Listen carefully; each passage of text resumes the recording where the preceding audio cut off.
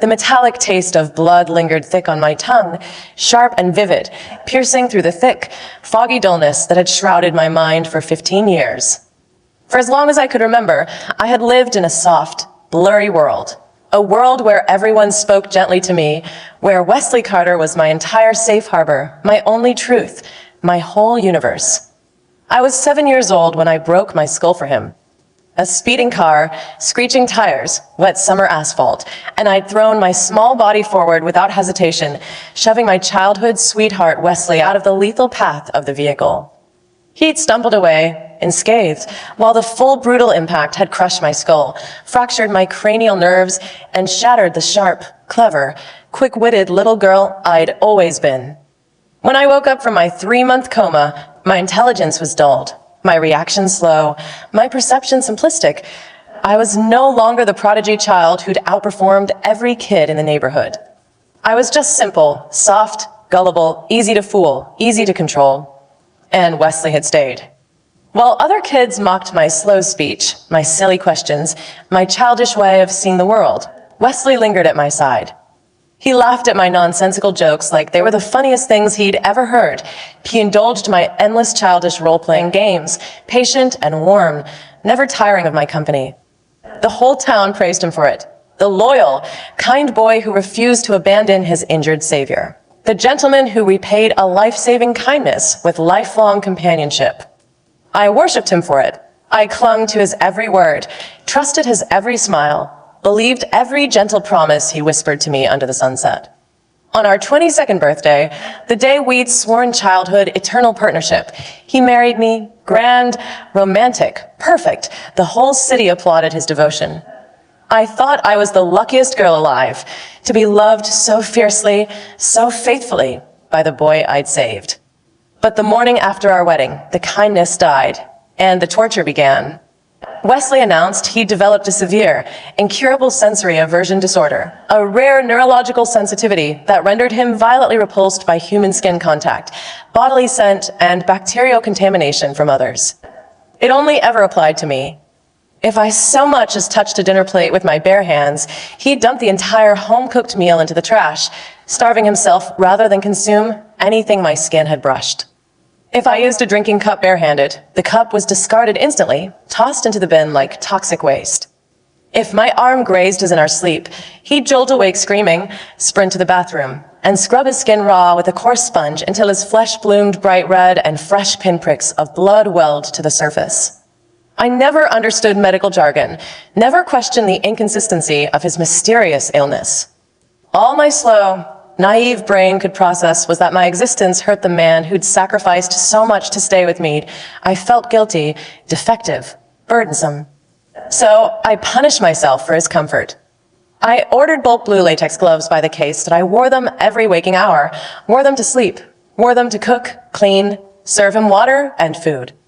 I isolated my own skin entirely, letting only cold rubber touch his belongings, his space, his world.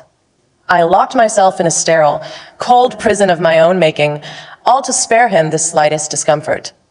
For 3 years of marriage, I lived like this, silent, obedient, isolated, grateful for the scraps of fake tenderness he tossed my way.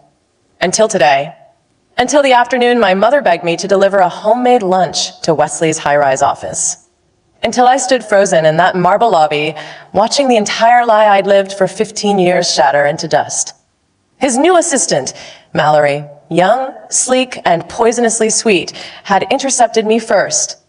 She plucked the insulated lunch bucket from my gloved hands with a mocking casualness, then lifted her own half-finished iced latte, straw moistened and worn soft from her own lips, and held it out to Wesley. And Wesley, my disease-ridden, contact-averse husband, had taken it without a single flicker of hesitation. He'd pressed his lips directly to her used straw, sucked deeply, leisurely, contentedly, his atoms apple rolling, his eyes soft with a warmth I'd never once been granted. My blank, slow brain short-circuited. I stood motionless, my gloved hands hanging stiff at my sides, the world tilting wildly. Had he healed? Had his years of agony vanished overnight? Only for another woman? Mallory glanced back at me, her red lips curling into a slow, victorious, taunting smile. She knew. She knew everything. Then my pocket vibrated. A text from Elliot, the neighborhood outcast, the boy who'd spent his whole life bickering and fighting with Wesley, the boy I'd always thought was just a childish nuisance who loved teasing me. Only a fool like you would believe a grown man suffers from sensory aversion disorder. He's not sick, Daisy. He's just physically repulsed by your broken brain. In that single second, the fog lifted. 15 years of confusion, guilt, self-loathing, and obedient humiliation snapped into sharp, terrible clarity. There was no illness, no rare neurological condition, no painful sensitivity plaguing my devoted husband. It was all a performance, a decade-long, cold-blooded, deliberate act. He'd stayed with me not out of gratitude, but for praise, for the perfect public persona of the loyal, benevolent savior who cherished his injured benefactor. He'd married me for clout, for social admiration, for status. And behind closed doors, he loathed me, despised my slowness, hated the broken, simple girl I'd become after saving his life. The fake sickness was nothing more than a cruel excuse to isolate me, humiliate me, make me hate my own body, and punish me for the imperfection he'd caused. My chest exploded in white-hot agony. I bit down hard on my lower lip until flesh split, blood flooding my mouth, thick and coppery. The taste grounded me, sharp and real, anchoring the brand new emotion blazing to life in my repaired, awakening mind. Hatred. Pure, unfiltered, merciless hatred. 2 days prior, Elia had texted me out of the blue, furious, calling Wesley a liar and a parasite. He told me his Boston Advanced Neural Reconstruction Lab had achieved a medical breakthrough, technology capable of repairing my fractured cranial nerves, restoring my damaged cognition, bringing back the brilliant girl I'd lost at 7. He'd asked me one question: do you want to leave and start over? Back then, my slow brain had assumed it was another mean prank, another childish joke at my expense. But now, watching Wesley linger over Mallory's straw, watching the open affection he reserved solely for the woman with a whole, sharp, unbroken brain, I knew the truth. Elliot had been the only one who'd ever cared enough to tell me the truth. The only one who'd ever hated Wesley for using and destroying me. My fingers trembled on my phone screen, no longer sluggish, no longer slow. The fog in my skull was tearing apart, clearing faster by the second, dormant neural pathways firing awake after 15 years of silence. I typed one single, decisive word. Yes. Chapter 2 escaped from the gilded cage. Abandon all stupidity. Embrace rebirth. The second the message sent, a car pulled up silently to the curb outside Wesley's corporate tower. No flashy lights, no loud engine, just a sleek black sedan, windows tinted opaque. The passenger door opened, and Elliot stepped out. He was no longer the scrawny neighborhood troublemaker I remembered. Years had forged him into a sharp, towering man with a chiseled jaw, piercing dark eyes, and a quiet, unshakable aura of authority. The boy who'd once thrown pebbles at my window to tease me was now a world-class neuroscientist, leading cutting-edge research that could rewrite my entire future. His gaze locked onto mine instantly, scanning my pale face, my bloodied lip, my rigid gloved hands. Rage flashed across his features, hot and unbridled, but his voice stayed low and steady, careful not to startle the newly awakened me. You see it now, don't you? He said, stopping directly in front of me. He's never been sick. He's just hated every part of you that reminds him of the life you sacrificed for him. I nodded, my throat tight, my mind clearer than it had been in 15 years. Every memory I'd processed as confusion before now resolved into deliberate cruelty. Every late-night scrubbing fit, every discarded meal, every cold avoidance, all calculated humiliation. I see it, I whispered, my voice steady, no longer soft and childish. I was his prisoner, not his wife. Elliot's jaw tightened. He spent a decade packaging his cowardice and ingratitude as nobility. The whole world worships him for loving the poor, broken girl. But behind closed doors, he tortures you for being broken at all. Behind us, I heard the sound of approaching footsteps, Wesley's expensive leather shoes clicking on marble. The warm, performative tone he used for public audiences wrapped around my ears, sickly sweet and fake. Baby, why are you standing out here alone? Did the lobby air upset you? You know how sensitive my space is to contaminants. He rounded the corner mid-performance and froze when he saw Elliot standing beside me. A flicker of genuine panic crossed his eyes, quickly masked by his gentle husband facade. Mallory trailed behind him, her smile still sharp and victorious, eyes sliding judgmentally over my latex-gloved hands, my plain clothes, my quiet demeanor. She thought I was still the clueless, forgiving fool who'd always let Wesley walk all over me. She had no idea I'd woken up. Wesley recovered quickly, stepping forward to reach for my arm. Never skin to skin, always hovering an inch away, always performing his disease for onlookers. Daisy, come on, let's head home. I know you don't like crowded places. He glanced at Elliot with feigned politeness. Thanks for checking on my wife. I've got her. His tone implied I was fragile, incapable, childlike, incapable of making my own choices, incapable of seeing through his lies. I stepped back before his hand could near me. It was a small movement, but revolutionary. For 3 years, I'd never once pulled away from him. I'd never denied his guidance, never questioned his control. Wesley's smile faltered. Confusion flickered in his eyes.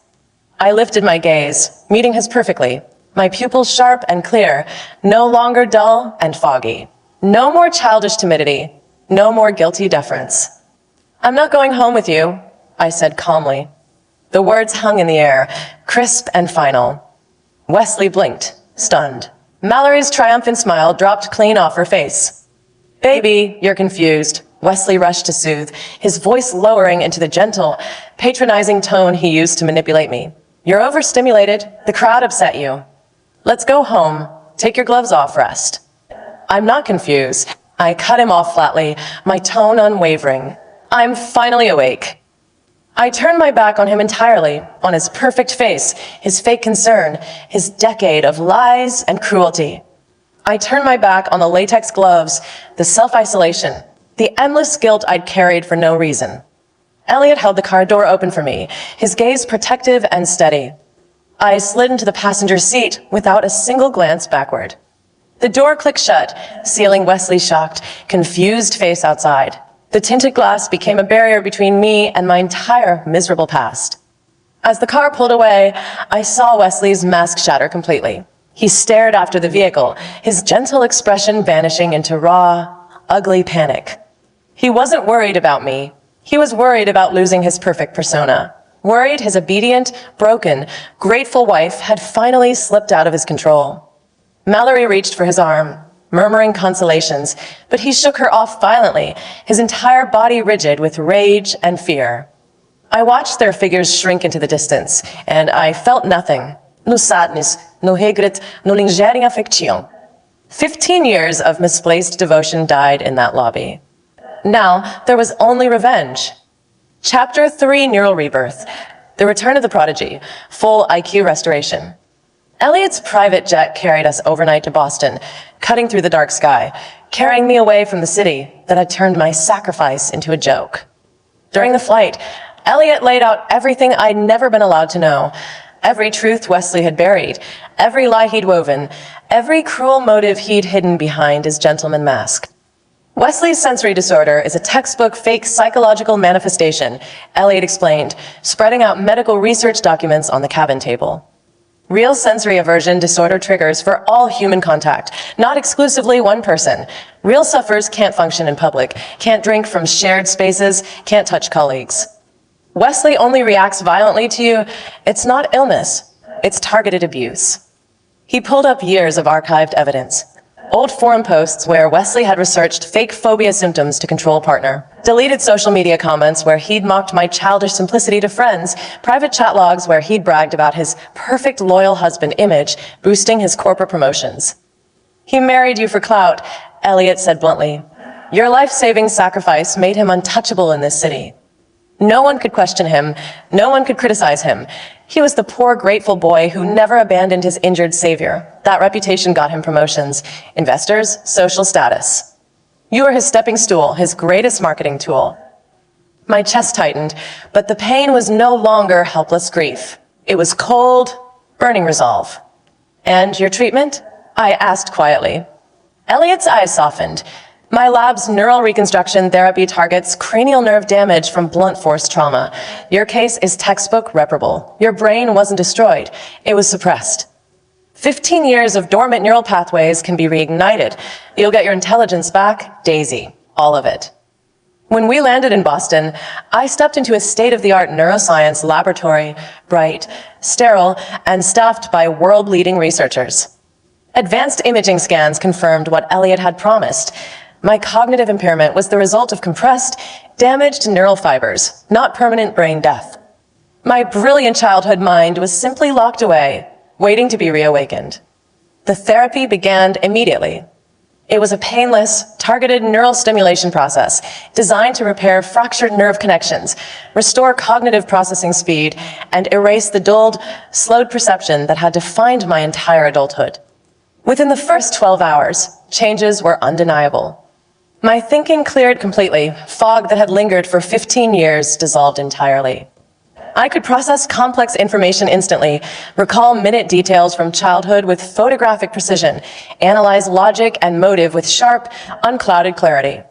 By the end of the first treatment course, I was no longer slow, no longer simple, no longer gullible. The sharp, clever, intuitive prodigy child I'd been at 7 returned in full force. Only now, I carried 15 years of suppressed observation, 15 years of stored memories, 15 years of accumulated understanding I'd never been able to process before. By the completion of the third and final therapy course, my cognitive ability surpassed average adult intelligence entirely. I was quicker, sharper, more analytical, more perceptive than nearly everyone around me. I was reborn. While I healed, I watched Wesley's frantic attempts to find me unfold from a distance. He'd gone public within 24 hours of my disappearance, posting tearful social media tributes, staging desperate press appearances, playing the heartbroken, worried husband begging for his lost wife's return. He told reporters I was mentally fragile, prone to confusion and impulsive running away, painting me as a helpless, unstable burden he'd selflessly cared for years. Mallory stood faithfully at his side in every public appearance, playing the supportive, sympathetic friend, subtly inserting herself into his narrative, letting the public grow accustomed to her presence beside the grieving, widower-adjacent husband. They thought I was hiding, scared, and confused, too stupid to survive on my own. They thought I'd eventually crawl back, begging for his forgiveness, ready to slip my latex gloves back on and resume my cage. They had no idea I was no longer their foe. I spent my recovery period building my counterattack blueprint, layer by layer, flawlessly structured, zero loopholes, zero mercy. I would not settle for a simple breakup or a quiet divorce. I would strip Wesley of every single thing he'd gained off my sacrifice: his reputation, his career, his social standing, his wealth, his perfect image. I would expose every lie, every cruelty, every calculated abuse. I would make the entire world see the monster hiding behind the gentleman mask. And I would make Mallory taste the same humiliation she delighted in inflicting on me. Chapter 4, The First Strike, Public Exposure of the Fake Illness, Persona Shattering. Exactly 1 week after I left Wesley's side, at the peak of his public sympathy campaign, I dropped the first fatal blow. With Elliot's media and legal team backing me, I released a fully documented, evidence-backed expose across every major local news platform, social media site, and corporate industry forum in our city. The title blared across screens everywhere: The Affectionate Husband Lie, Wesley Carter's Decade of Fake Sensory Illness and Deliberate Abuse of His Life-Saving Wife. The expose was meticulous, irrefutable, and devastating. I included time-stamped video footage from Wesley's office lobby. The clear, unedited clip of him drinking Mallory's leftover latte, lips pressed directly to her used straw, zero disgust, zero aversion, zero symptoms of his so-called debilitating illness. I attached official medical expert testimonials from 3 top neurologists and psychologists, all formally confirming that Wesley's claimed sensory aversion disorder was medically impossible, symptomatically inconsistent, and a textbook case of fabricated psychological illness for interpersonal control. I included years of private video footage from our home security cameras, footage I'd never understood the significance of when I was simple, but now interpreted perfectly. Footage of Wesley eating takeout from public restaurants without a single scrubbing fit. Footage of him hugging colleagues, shaking client hands, attending crowded parties without discomfort. Footage of him only staging his violent aversion, his scrubbing fits, his food-throwing tantrums when I was the only other person present. I included screenshots of his old browser history, searches for how to fake phobia to control spouse, psychological manipulation of emotionally dependent partners, fake sensory sensitivity symptoms. Most damning of all, I told my story plainly and clearly. The 7-year-old sacrifice that broke my brain, the 15 years of gratitude I'd poured into him, the 3 years of self-imposed latex glove isolation, the endless guilt and self-loathing he'd manufactured to torture me. The public exploded instantly. The entire city's opinion reversed in less than an hour. For years, Wesley had been revered as a saint, the loyal man who loved his broken savior unconditionally. Now he was exposed as a manipulative, cruel, ungrateful abuser who'd exploited a child's life-saving sacrifice for fame and profit. Netizens raged. He let her wear gloves for 3 years to spare his fake illness while he makes out with his assistant? Disgusting. This isn't just cheating. This is long-term psychological abuse of a brain-injured woman who saved his life. He built his entire career reputation on being her loyal protector while he tortured her behind closed doors. Mallory's green tea facade shattered simultaneously. The public dug into her social media, unearthing dozens of subtle mocking posts about incompetent, simple wives and deserving better partners, all clearly targeting me. Her deliberate office seduction, her taunting smile in the lobby, her fake sympathetic support for Wesley all became public laughingstocks. Wesley's immediate damage control attempt backfired catastrophically. He rushed to host an emergency live broadcast, tearfully claiming the footage was edited, the medical reports were falsified, that I was mentally unstable and delusional, lashing out irrationally after a breakdown. But during his live stream, a sharp-eyed viewer caught a critical detail, a faint scar on his forearm, a scar from a childhood fall I'd witnessed him get. In the live broadcast, he casually scratched that forearm with his bare hand, then touched his mouth, his face, his phone, completely unfazed. Zero aversion, zero scrubbing, zero distress. The lie died on live television.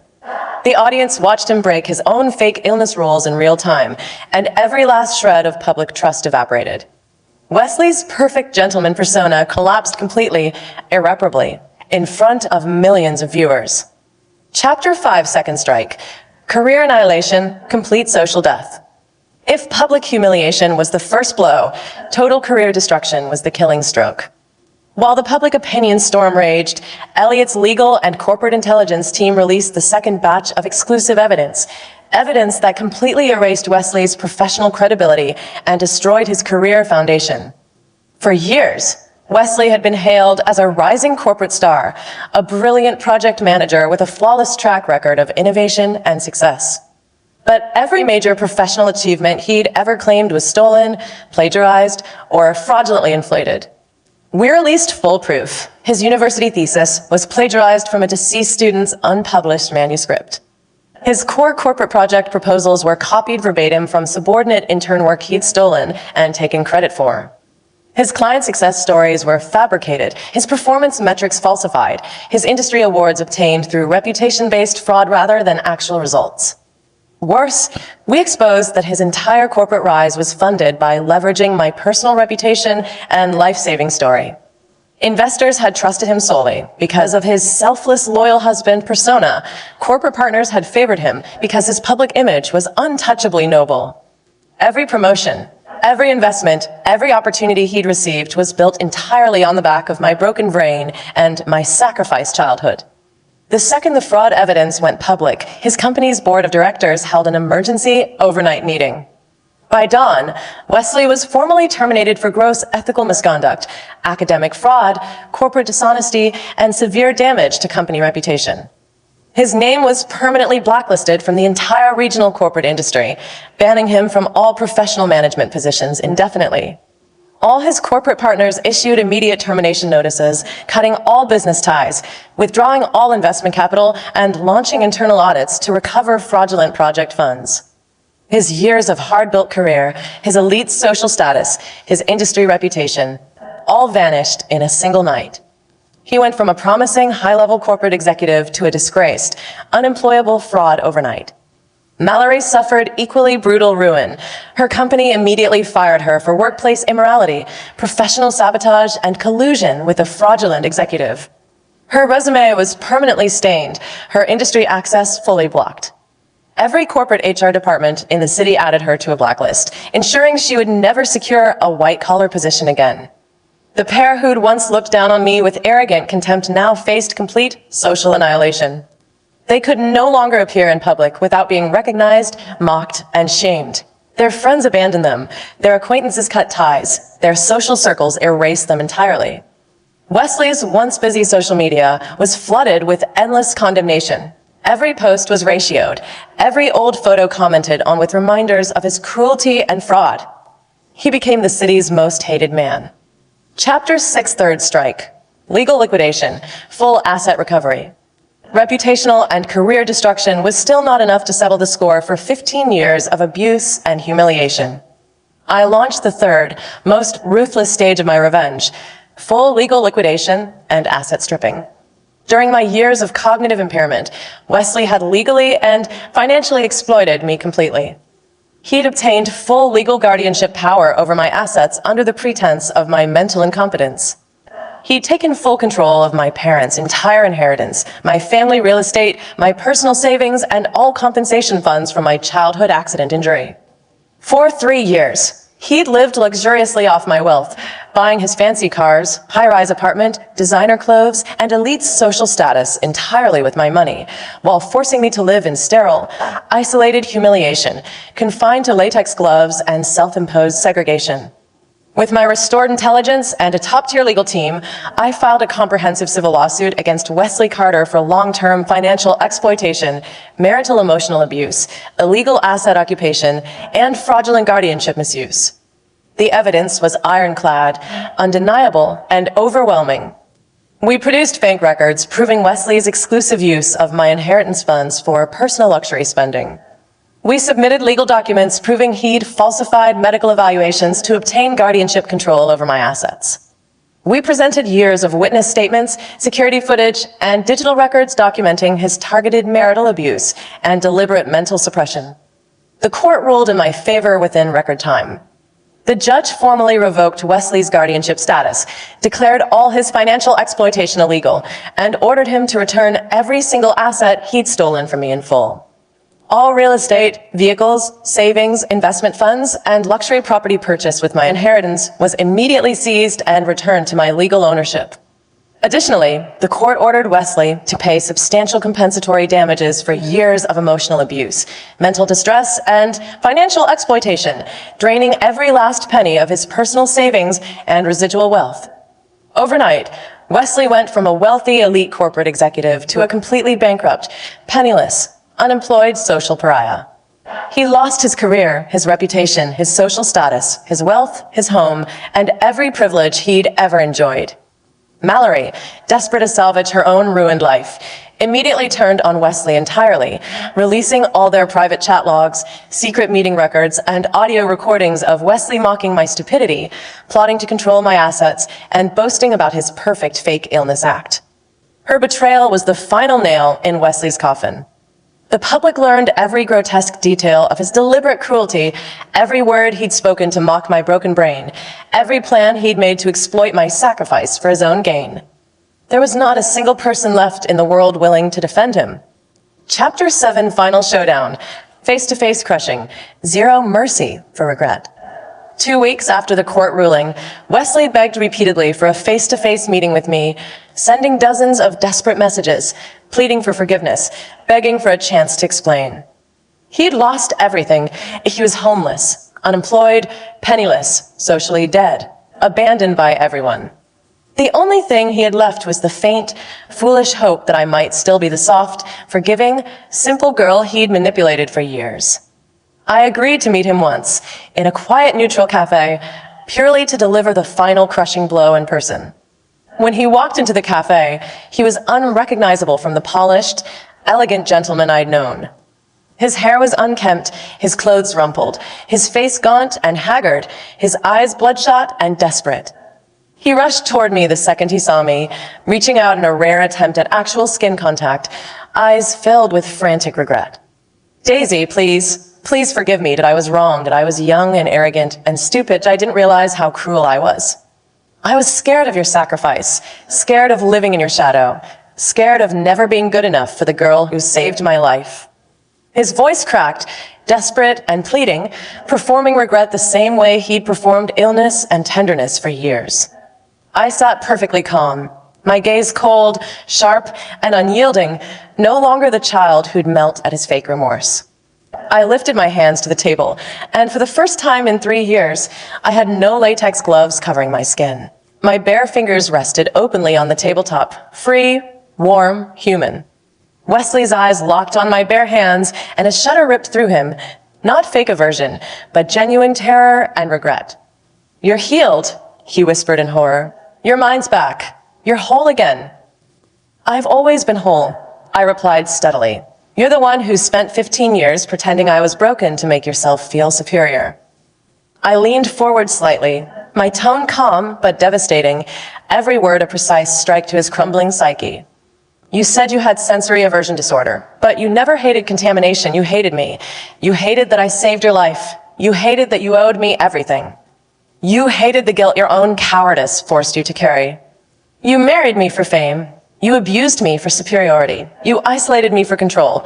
You let me wear rubber gloves for 3 years while you kissed another woman's straw. You let me live in self-loathing while you lived in luxury off my money. You don't get to regret it now that you've lost everything. You don't get forgiveness from the girl you spent a decade torturing." Wesley's face crumpled completely. He reached for my hand again, tears streaming down his face, genuine panic breaking through his performance. "I'll do anything, Daisy. I'll pay back. I'll work for you. I'll spend my life making it right."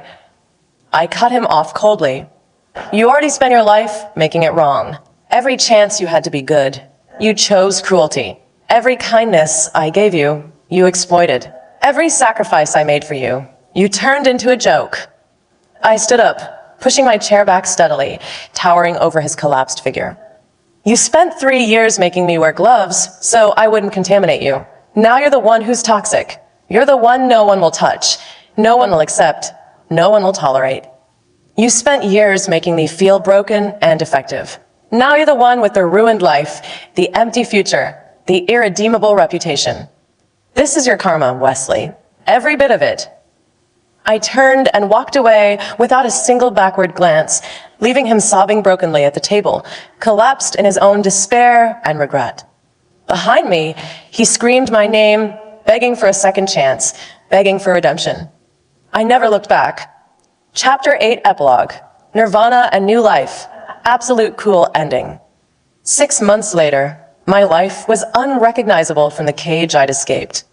I retained full ownership of all my recovered assets, rebuilt my family's legacy, and accepted a research collaboration invitation from Elliot's Boston Neuroscience Lab, leveraging my restored sharp intellect to participate in cutting-edge neural repair research. I reclaimed every piece of myself I'd lost at 7 years old, my intelligence, my confidence, my freedom, my dignity. I no longer lived in guilt, no longer lived in isolation, no longer lived for someone else's approval. I lived for me.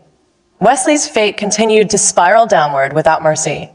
Bankrupt, unemployed, blacklisted, and socially exiled, he was forced to take menial minimum wage labor jobs to survive, living in a tiny rundown rental apartment, abandoned by every person who'd ever praised him. He was forced to watch my rise from ruin to brilliance, watching the girl he'd broken and tortured bloom into a successful, intelligent, respected young woman while he rotted in the gutter of his own making. Mallory's fate was equally miserable. Unemployable in her industry, infamous for her green tea sabotage and affair with a disgraced abuser, she was forced to leave the city entirely, living in anonymous obscurity, her once ambitious career dreams shattered forever. They both got exactly what they deserved, a lifetime of regret, endless humiliation, and permanent ruin. I never felt pity for them. Pity was for people who made mistakes. They'd spent years plotting cruelty, exploiting kindness, and destroying a savior's life for their own gain. I'd saved Wesley's life at the cost of my own intelligence and childhood. He'd repaid my life-saving kindness with 10 years of lies, 3 years of abuse, and endless humiliation. In the end, I didn't need to burn bridges or seek violent revenge. I only needed to wake up, reclaim my power, and let their own hypocrisy and cruelty destroy them from the inside out. As I stood in the bright Boston laboratory, working alongside Elliot, building a brilliant future rooted in healing and progress, I smiled faintly. The latex gloves were gone forever. The broken, stupid, forgiving girl was gone forever. All that remained was the strong, sharp, unbreakable woman who'd risen from the ashes of her own sacrifice, free, victorious, and infinitely unbeatable.